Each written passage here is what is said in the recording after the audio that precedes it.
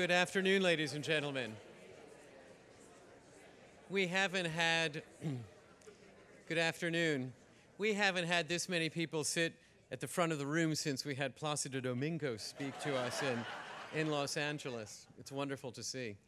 I have been privileged through the program, the NEA Opera Honors, to be at several events at the Supreme Court where we saw how many justices of the Supreme Court enjoy opera. We've seen, of course, Justice Scalia, Justice Kennedy, Justice Sotomayor, Justice Kagan, all of whom are opera aficionados to some degree or another. But none of them is as present at important premieres, important productions. None of them is a super on stage as Justice Ruth Bader Ginsburg. Please rise.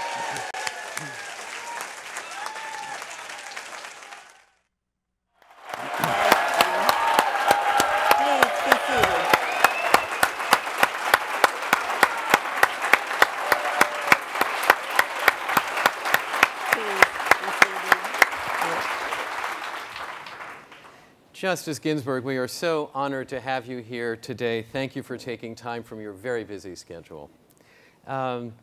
We were delighted that you wrote the column in the back of our magazine about your first attendance at the opera. And for those who may not have read it, you were at a high school auditorium in New York at a very simple production of La Gioconda in high school, which is pretty amazing. And it's hard to imagine La Gioconda in a high school. And then you brought your daughter Jane went to her first performance with you at Amato Opera. So your love of opera doesn't start with grand opera in grand spaces, but opera in small spaces. How does opera speak to you in the small space or the grand space? It sings to me in any venue.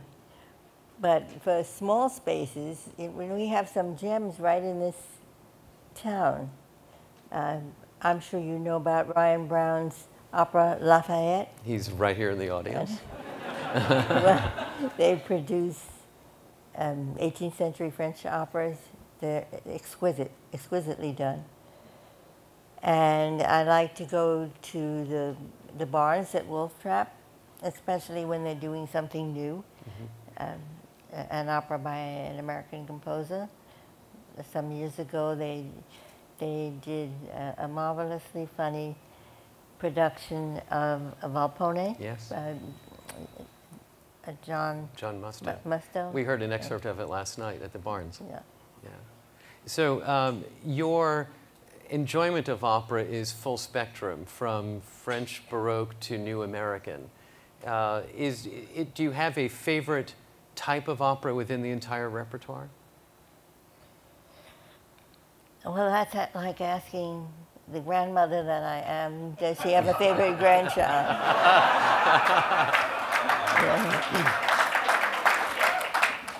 But if I had to pick out two, they would be The Marriage and Don Giovanni. One day I put the Don first, another day the Marriage. So Mozart wins. You and your son have both been supernumeraries at the Washington National Opera, and there's a wonderful picture in the magazine of that. Certainly being backstage at rehearsals, at performances, you have a different view of what opera is about. What impresses you about the opera enterprise as you've gotten to see it backstage? First, I should say that I was never a real super. My son was. My appearance on stage came about because when I got the good job I now hold, a reporter asked, is there anything you regret? And I said, just one thing.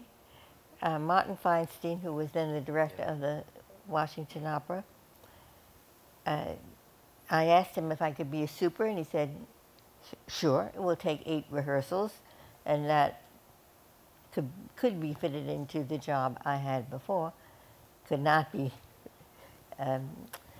fitted into the current job. So Martin heard that comment and called and said, Ruth, I have an offer you can't refuse. one night only, and it's Ariadne of Naxos, a play within a play.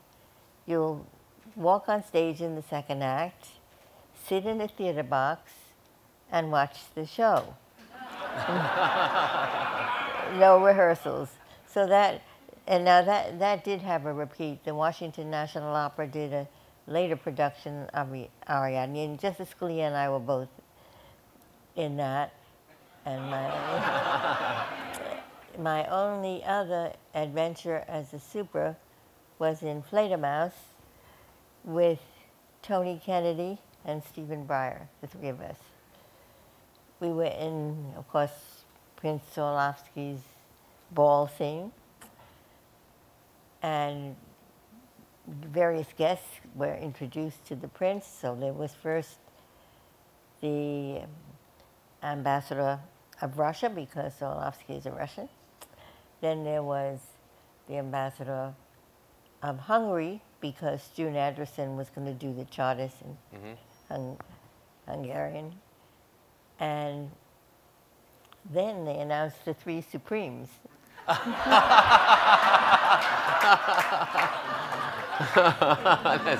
That's very funny. And we bowed to the prince, and we sat down on a kind of a bank and watched the guest artists. For this production, the guest artist was Placido Domingo.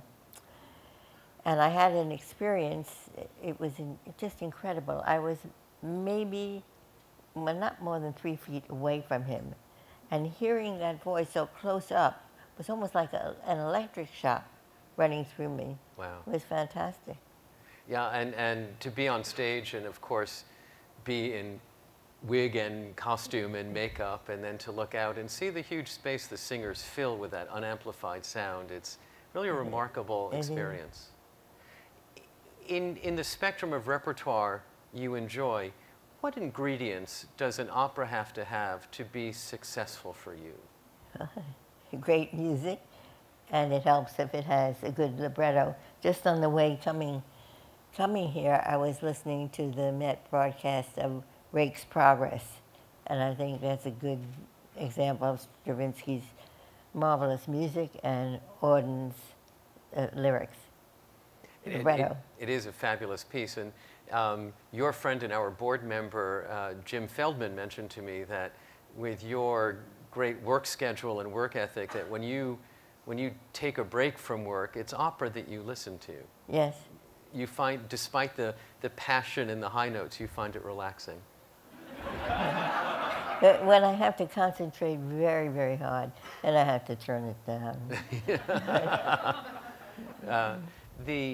You say a beautiful music and a great libretto.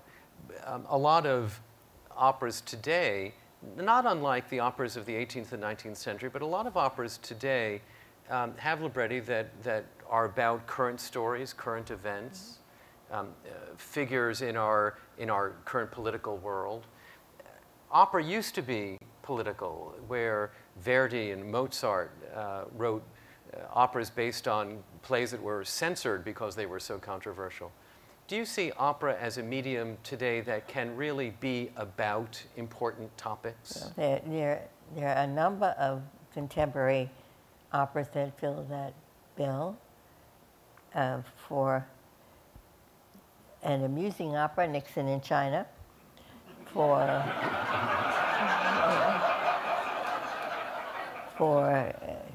deadly serious, J. Keggie's Dead Man Walking. But my favorite example of an opera with a message is Billy Budd, which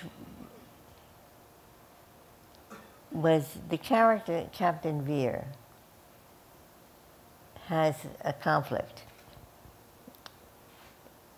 In the short novel by Herman Melville,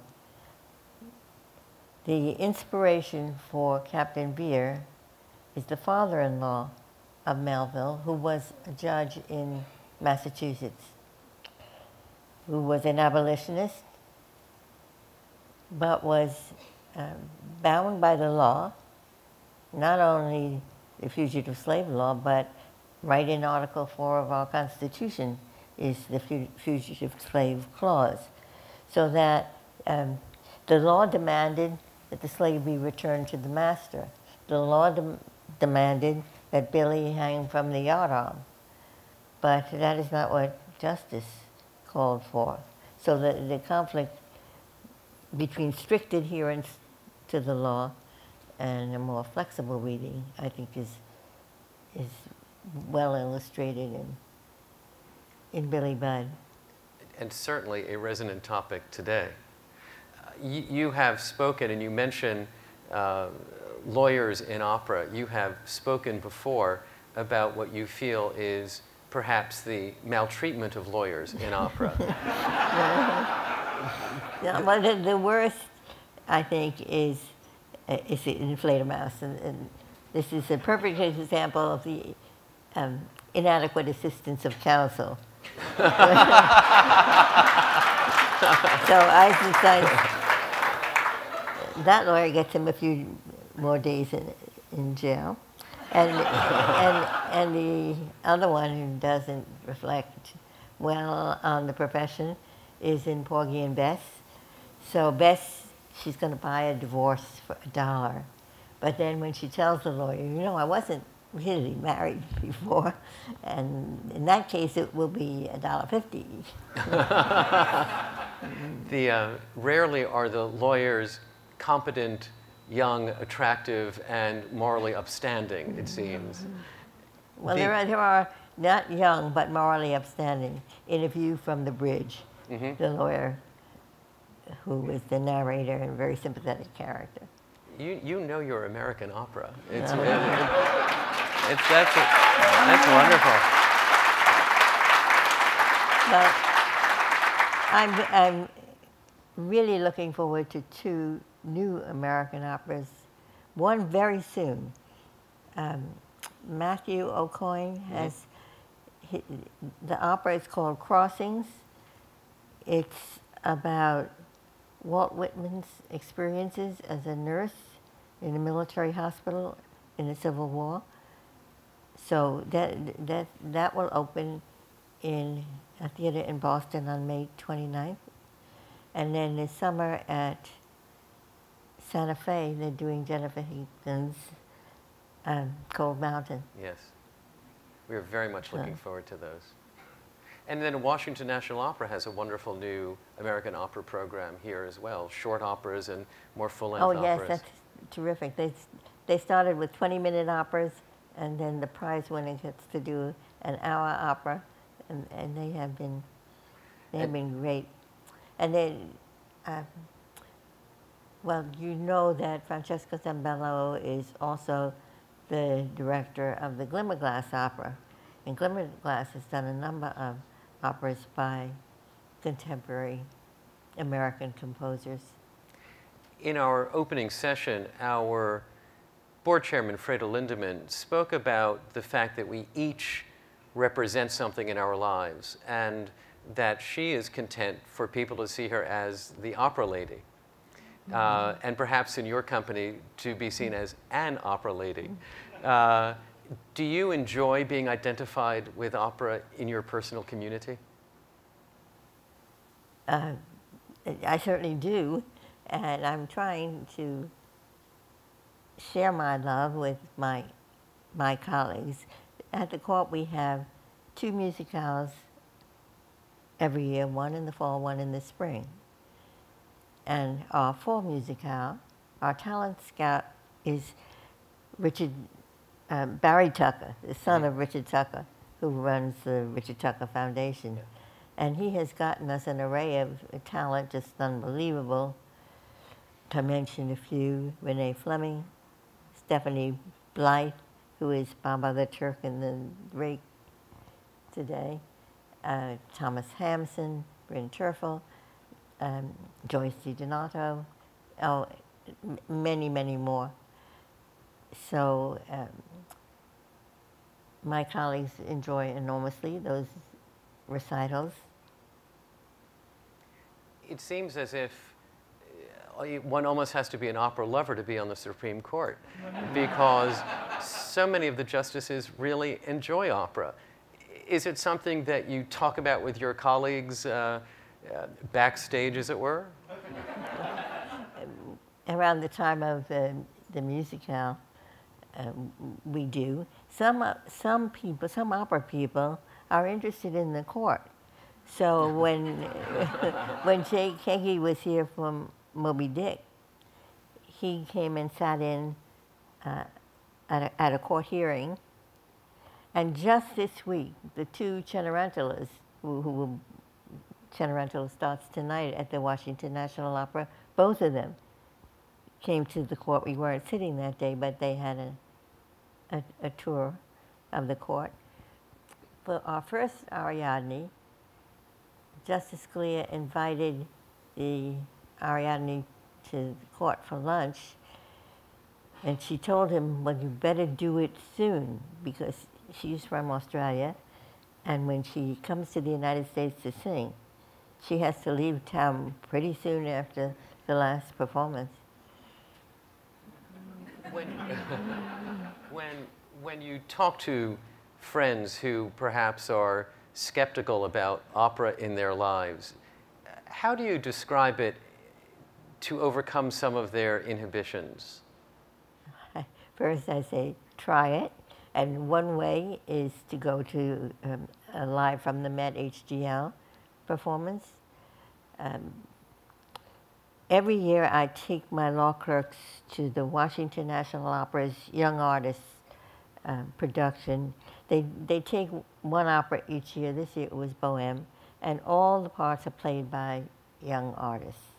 The Kennedy Center is filled with young people, and mostly the audience runs to gray rather than blonde. But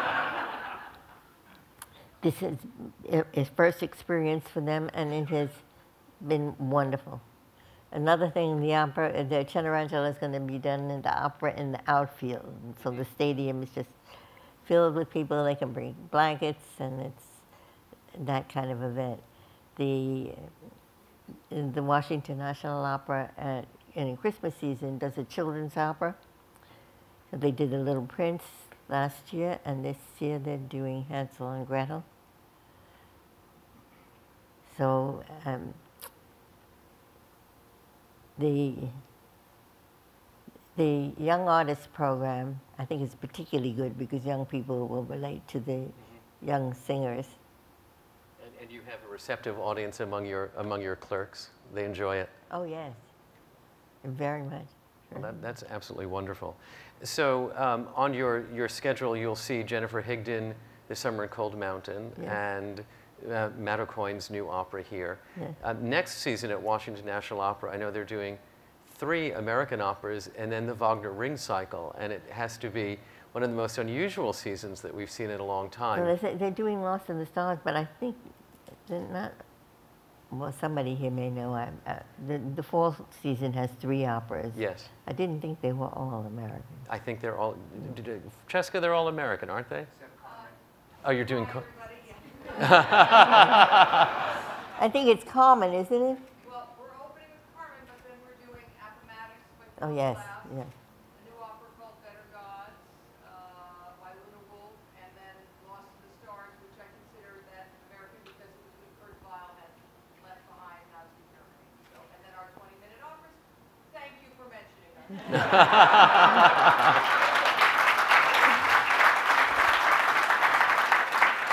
It's like having a live smartphone. It's absolutely wonderful.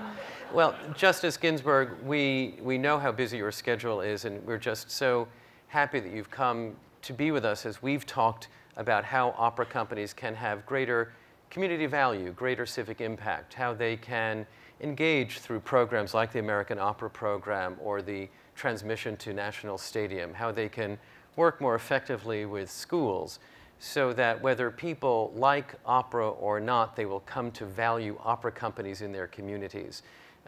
This is an effort that I think we're all committed to, and we are just so honored and delighted that we have an advocate in you an American icon also speaking up for opera. We're deeply grateful to you. In honor of your advocacy for opera, we have a plaque. We are making the Honorable Ruth Bader Ginsburg an honorary life member in Opera America.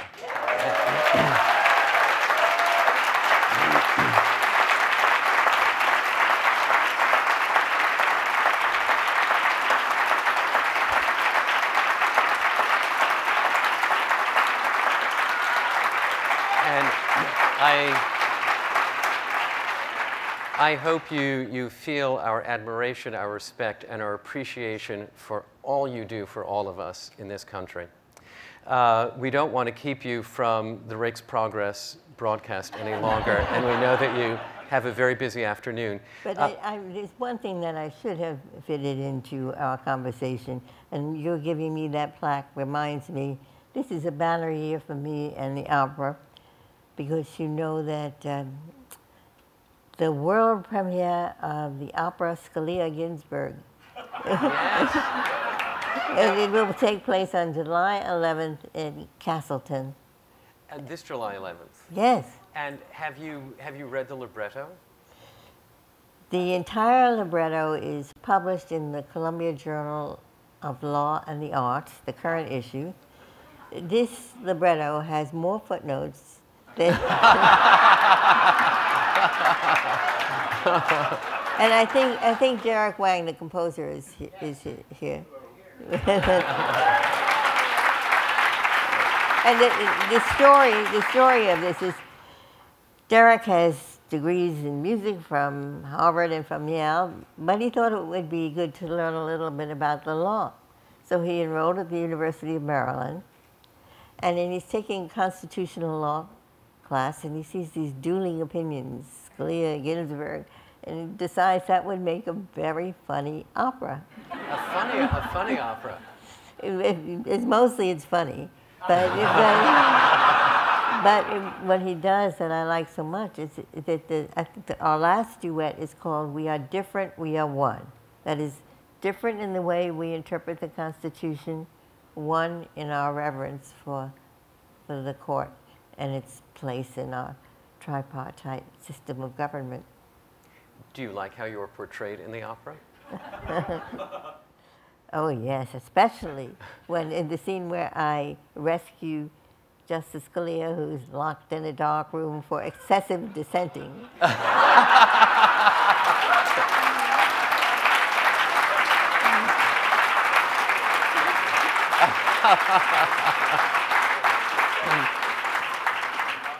Are you a soprano or a mezzo-soprano? Derek, I've heard both, but I think the soprano is mostly soprano. Okay, so you're okay with that. You're sticking with the soprano. Well, we will look forward to reading the libretto and hearing the opera, and we'll think of this visit and the honor you have paid us by being here. Ladies and gentlemen, we've been asked if we can remain seated while the Justice exits the hotel so she can get on to her next appointment. But remaining seated doesn't mean we can't applaud. Yeah. Justice Ginsburg, thank you so much.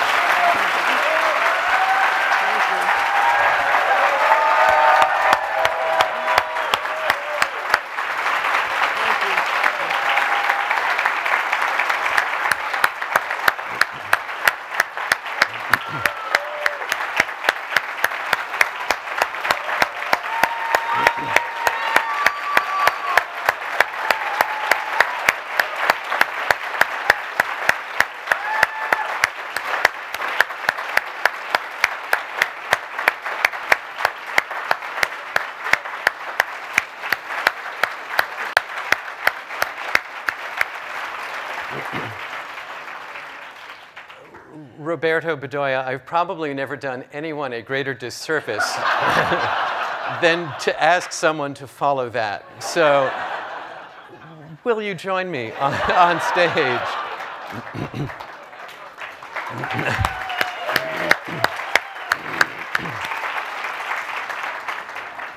Oh, Man, that was wonderful. That was just fabulous. You've had quite a time with us. I mean, you followed Denise Graves, and then you followed Justice Ginsburg. You should come to opera more often. Thank you for the invitation. What we want to do is, you know, Roberto has been with us for the entire 3 days, and he introduced some concepts to us on Thursday about belonging, about the guest-host relationship. He and I have talked about pathways into opera. And you know from Roberto as well that he's attended 3 performances in San Francisco, in Tucson, Phoenix, and in Chicago. So I'm really curious to hear, how have you found your first opera immersion? Are we who you have thought we are from outside? Have we surprised you in any way? Remember when I said at the very beginning, how does opera can give form to belonging? I think you guys done a wonderful job of making me feel that a great, you know, guest in this house that I'm really not quite sure of, you know. And I was talking to Frida the other day. It's like, you know, when you're a good guest, and at a certain point the host will say, "Oh, go open that door. You know where it is," or "Take him to the bathroom." You know. And in some ways, I felt like I've been moving from guest to host and guest to host. But I've also had the privilege of just to listen. And I have a deep appreciation to what I've observed about kind of the passionate and thoughtfulness of the dialogues all over the map. You know, whether you're looking at impact or you're looking at relationships and looking at education. So it's been sharp. How would you report to others about the state of the opera field? That these guys are, you know, don't know where they're going, they're lost in the woods, that they're, you know, seeing a path forward. How do you feel, how would you assess us? You're a funder, and you know, in Tucson. How are we doing? You're doing pretty good. You know, but as a funder, you know, I mean, whatever. I'll use you know, we use peer panels, so I don't get to judge. Right. So, you know, but I have a say in the panelists. People know how that works. That there's a really earnest and serious and thoughtful reflection on where things are moving forward. So in some ways, you know, the trigger has been pulled and there's a launch. And so this reflection on civic impact is pretty inspiring to me, because I work in this world of civicness all the time, and you know, our colleagues across the country in various disciplines are really thoughtful. But to be in these last few days, just to be in a discipline that I'm really not very familiar with, and to figure out all the complexities associated with this queer inquiry has been wonderful. A couple of thoughts that did come up to me in observations.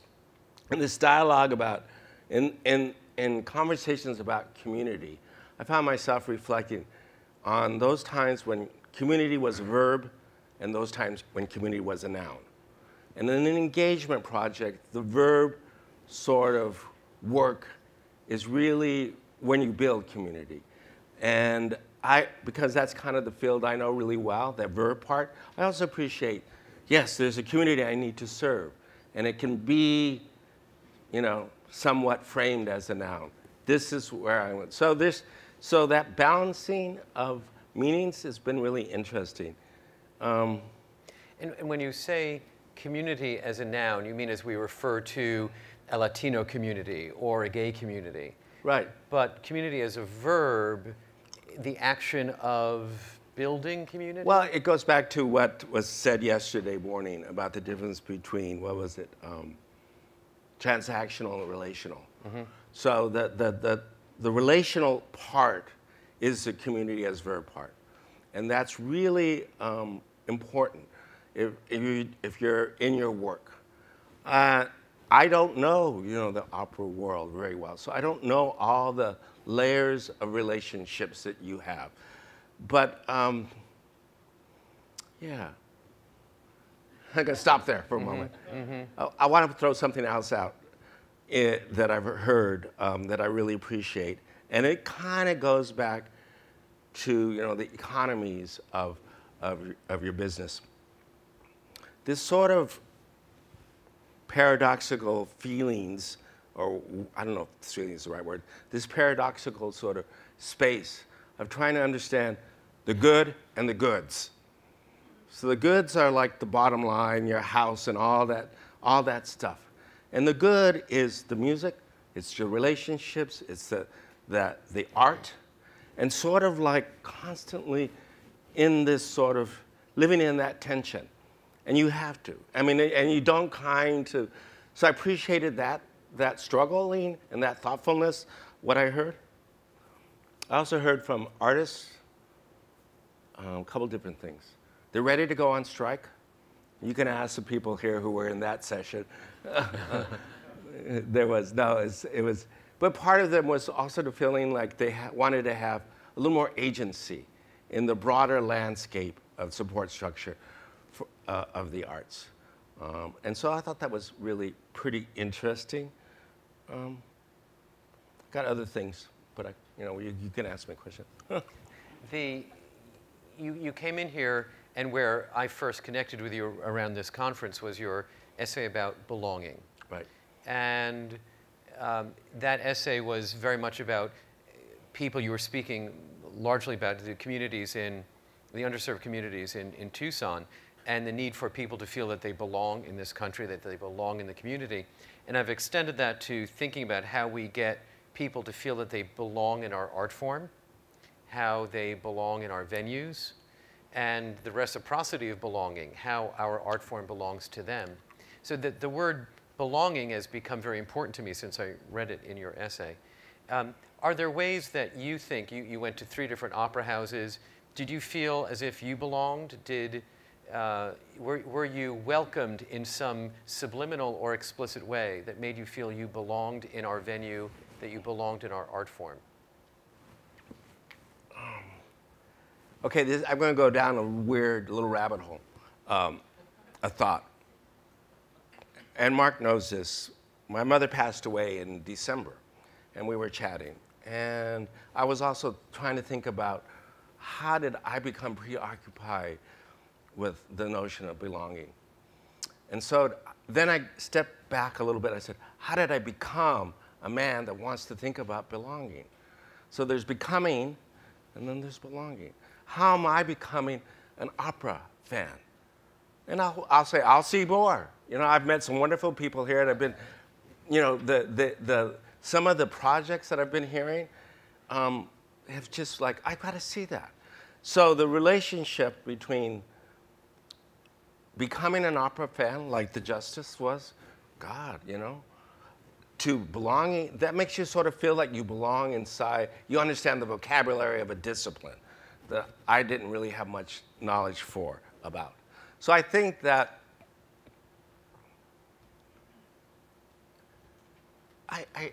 I think there maybe the turn in order to create this sense of opera as a form of belonging really kind of goes all the way to the very beginning of how you're taught. How do you become a fan? How do you become literate in opera language? How do you become these people that have great voices or great storytellers? So the ultimate, maybe it's the relationship of the narrative that the field creates. And how does that narrative sort of welcome you, treat you as a guest, and then you leave a host?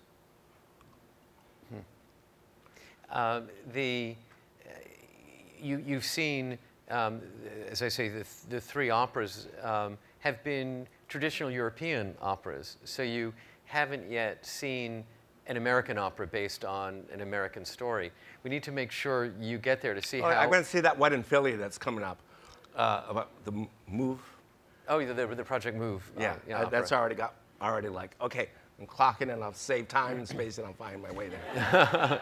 Because it'll be interesting to see how you feel opera as a medium can address, can engage contemporary issues? Let me jump ahead. Something that really has sort of resonated throughout this conference.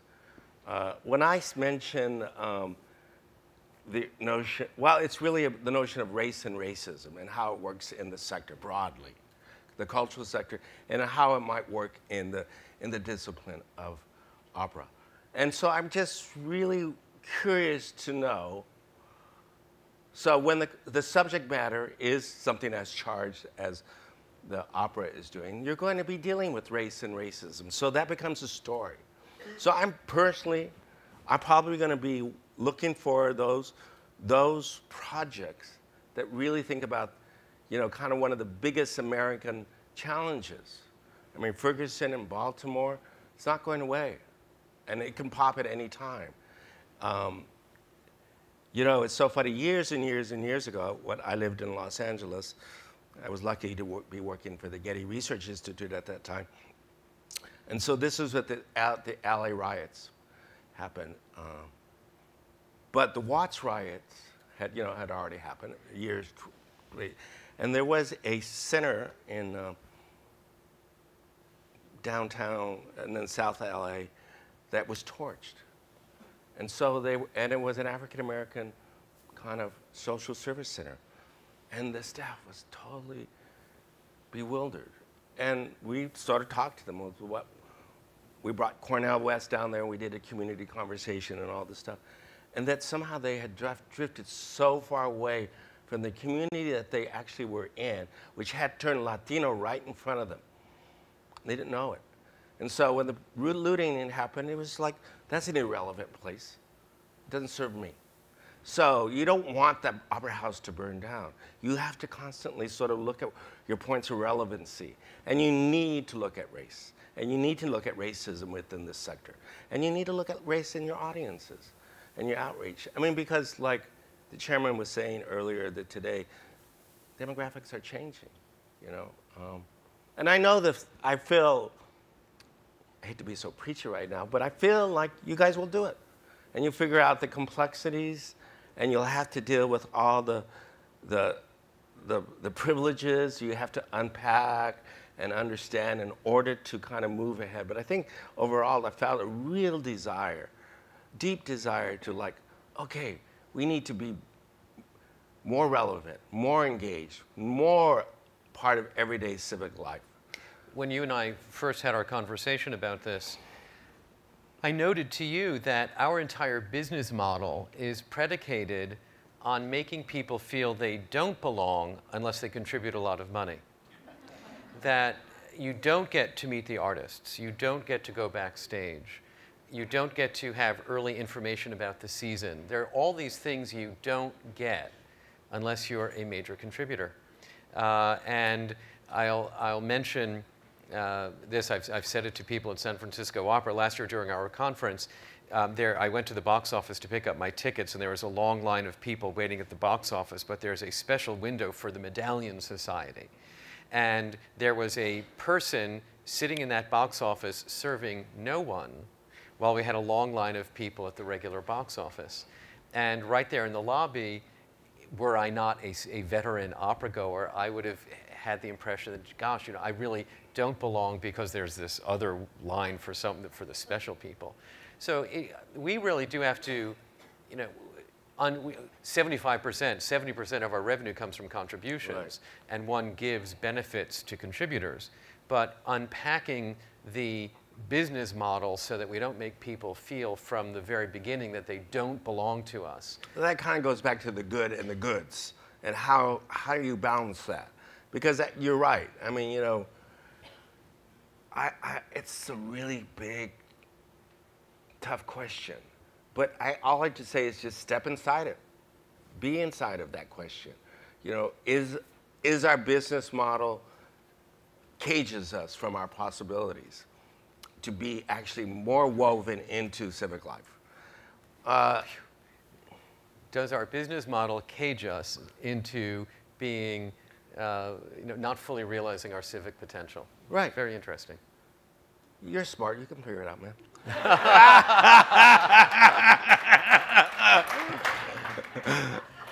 Any other goodies for us? That's one to chew on.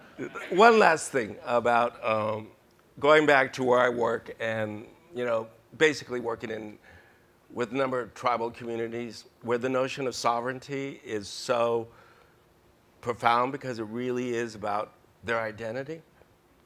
And I sat in that zone. And I think that somehow when it comes to art and comes to relationships, we must think about the sovereignty of context. So that your locale, what happens in Arizona may not be happening in Des Moines. And that your context will really have a lot to do with your business and how you work. And that ultimately, there's just to bear in mind that you have agency because you work and live in the place you work.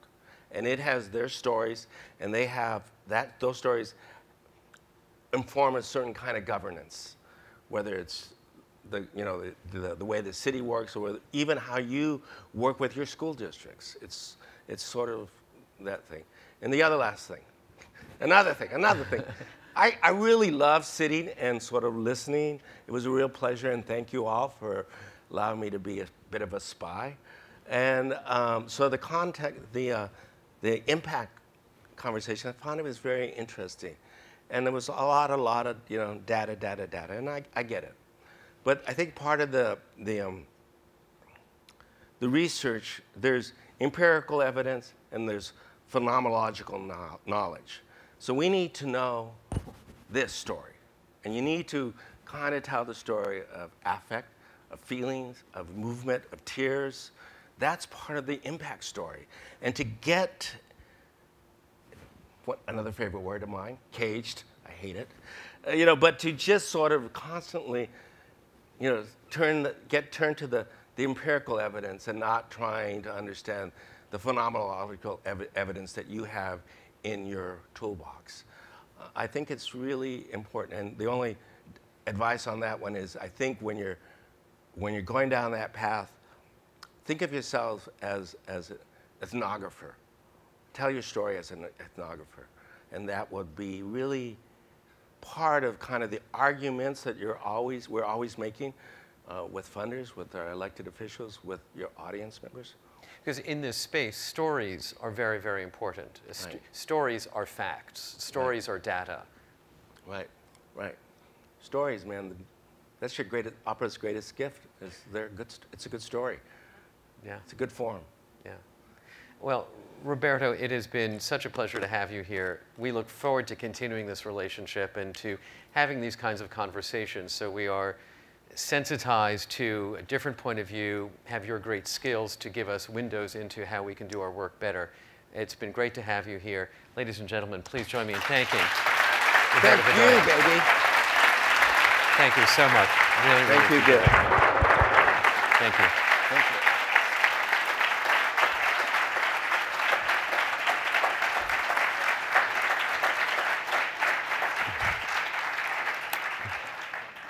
And now, if you would welcome to the stage for some additional parts of our ceremony this afternoon, our own Supreme Freda Lindemann.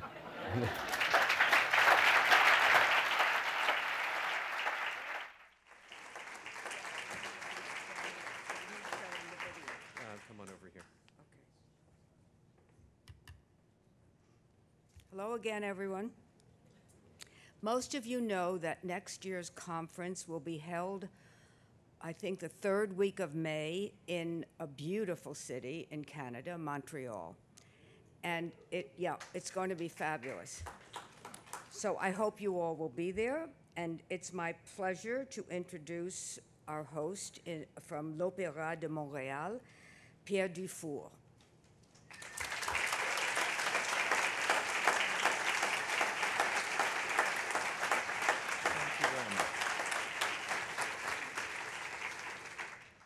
Bonjour.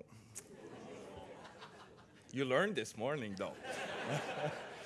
Dear colleague, this is a huge privilege that for next year at Freda says very well to host you for the 2016 conference. in Montreal. On a thematic that will shift between the local is the new global, and think global and act local. If I had to find a word, one word to describe Montreal, I would probably say epicure. In Montreal, culture is king and gastronomy is queen. I could have said that the opposite, So we're very thrilled. And we're going to be 7 months prior to the 375th anniversary of the city of Montreal. Some numbers of Montreal. There's more than 100,000 persons that does work in art fields in Montreal. It does generate for the city over $8 billion of economic benefits, 6% of the city GDP, and it does represent 69% of the culture workforce in the province of Quebec. So I would like for you who already, have came to Montreal to present you a small video that maybe will remind you how much the city missed you. And for those who never came to Montreal, so here's the video, Kurt.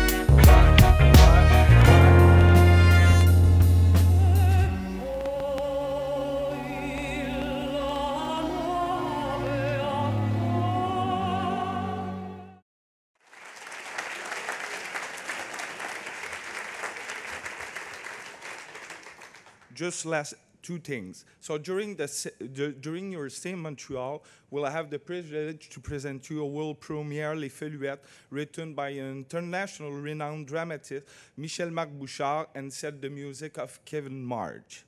So just, you said yesterday, to the general manager that they have to practice their French before coming in Montreal.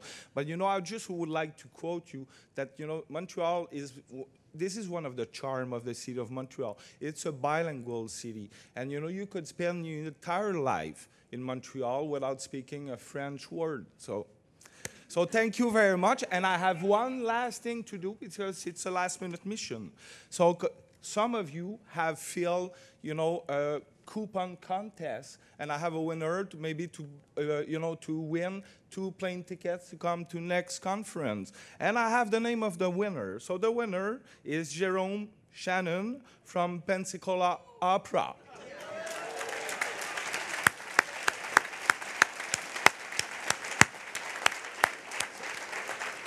If Jerome is here, so Kurt has, the voucher for the plane tickets. So thank you very much, and I really look forward to see you in Montreal next year.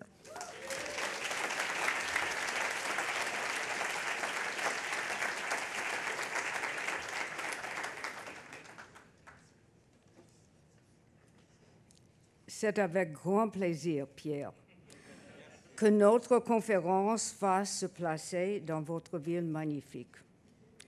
Et tous mes remerciements et celui de mes collègues pour cet accueil merveilleux. Merci.